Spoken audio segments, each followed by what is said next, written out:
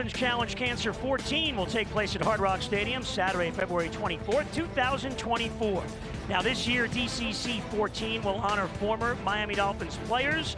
To learn more about that and more, we welcome in board chair Elizabeth Jenkins to discuss more of this. And Elizabeth, great to have you in the broadcast booth. How and when can people register for what really has become a staple event and an important event here in South Florida? Absolutely. Thank you for having me here. Actually, registration is open, so you can register right now. You can register at DolphinsChallengeCancer.com. So we're taking registrations all up until February. So the event is February 24th. So we're very, very excited. Terrific work. Great to have you here in the booth. Skylar Thompson, by the way, terrific work last preseason when he went 36 of 48, has taken over at quarterback now for the Dolphins.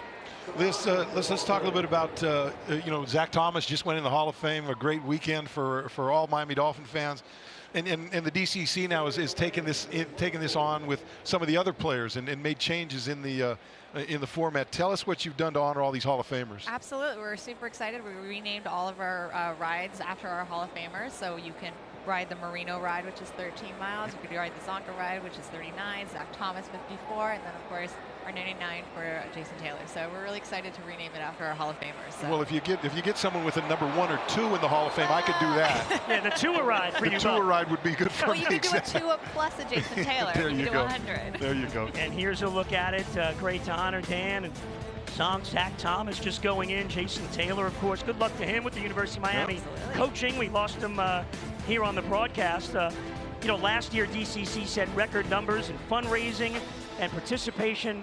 What does it mean to you and really this entire franchise to see that type of support? I mean, it's amazing. When they gave me the goal that we were going to try to hit over 10 million, I thought that was a very lofty goal, considering we were at 8 million for the previous year with my husband. So I was like, okay, well, let's do this. And I was beyond pleasantly surprised that we hit $10.4 million, and we're beyond what we thought were goals, and the participation. We also broke goals there. The Sylvester Cancer Research Center has done so much for people in South Florida and in this community. Talk about the work that Sylvester does that you've learned since you've become the board chair. Absolutely. I was actually there today, and we actually did a nice event for some kids there and have Kendra Scott there, and they were able to make jewelry for themselves and just to really give back, but to spend some time with these doctors and these researchers and what they're doing. They're passionate about this. They want to save people's lives, and every single dollar that comes from the DCC goes to them so they can actually save lives in the future. And I love that part. Yeah, that's an important thing. None of that money's not going anywhere else. It goes straight to where it needs to go. 100% goes there. There's not a dollar that goes anywhere else, and so you know that when you give your money, it goes 100% to the cause. So that's wonderful. We love to see that. A great cause. Dolphins going to punt here. Last preseason, Liz, your husband Jason Jenkins, senior vice president of communications, community relations for the Dolphins, and everybody just loved Jason so much. And unfortunately, we lost him a year ago. I know it's still a difficult thing for everyone to take and talk about, but to carry on what he wanted to do, what he was doing. How important is that? How has that manifested over the last year? And I know you've gotten terrific support from owners of Mr. Ross, Tom Garfinkel, right to general manager Chris Greer as well. Absolutely. I mean, speaking of my Dolphins family, they are family. They have treated me like family. They've never left my side through the hard moments, and there has been.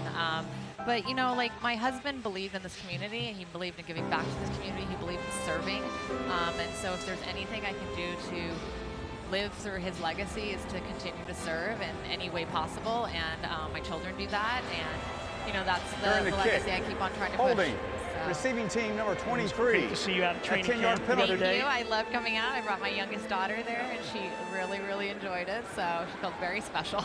So how's the family doing? They're good. I mean, despite what we went through, very proud of them. Very proud of how they've thrived this year.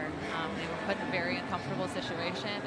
Obviously, losing their dad, who was their hero, and I am so proud of how they've handled it and how they've continued to push it along. And really, I think it made them grow up a little bit faster than I would love them to do. But I'm very proud of where they are, and I know that he's watching over them every moment, and they know that. So we're going to keep on going. 100%. He was a terrific guy, and same could be said of you, continuing and doing everything that you're doing. We have the lapel pins We do. on tonight Yes. with the JJ on them to honor Jason. How about just from the community, the support that you've received personally, obviously in a very difficult time? Yes, I mean, the community of South Florida has embraced my family and myself, both publicly and privately, and I appreciate every moment of that. They've honored him multitudes of times, and, you know, sometimes I could be there, sometimes I had somebody from the Dolphins go into my speed, but, you know, I know that the community loved him, and he loved the community back, so it's so nice to see that they honored him that way, and I hope they continue doing good work, and that's what we really want to continue doing. So. He was a beautiful man, top to bottom. Missed him at training camp this year, but Elizabeth, we appreciate the time. We love everything you're doing, and a lot of love to you and the family. Thank you, Kim, always. Obviously. Elizabeth Jenkins with us here in the broadcast booth, so support